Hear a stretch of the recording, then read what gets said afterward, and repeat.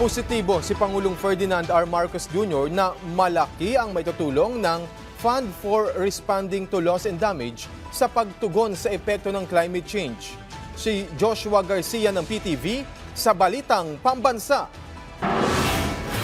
Bilang isang bansang itinuturing na vulnerable sa climate change, binigyan diin ni Pangulong Ferdinand R. Marcos Jr. ang kahalagahan ng Fund for Responding to Loss and Damage o FRLD sa pagtugon sa epekto ng nagbabagong panahon at mga sakunang tumatama sa ating bansa. Noong 2023, nabuo sa United Nations Climate Change Conference ang Loss and Damage Fund Board upang kumalat ng pondo at makapagatid ng pinansyal na tulong sa mga bansang nakapagtamo ng pinsala dulot ng climate change.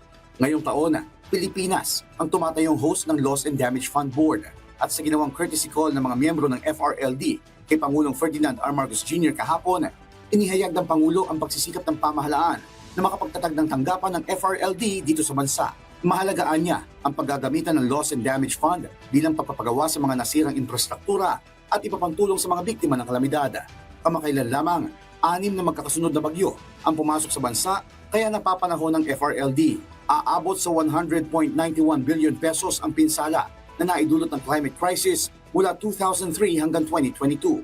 Inaasahang makukumpleto na ang panuntunan sa paggamit ng Loss and Damage Fund o pondo para sa mga bansang pinakaapektado ng climate change bago matapos ang taon. Kasabay niyan, puspusan naman ang ginagawang hakbang ng pamahalaan para pangalagaan ng kalikasan at mapigilan ang banta ng climate change. Ngayong 2024, lolobo sa 457 billion pesos ang inilaang pondo para sa climate change-related programs, activities at projects. Mula PTV Manila, Joshua Garcia para sa Balitang Pambansa.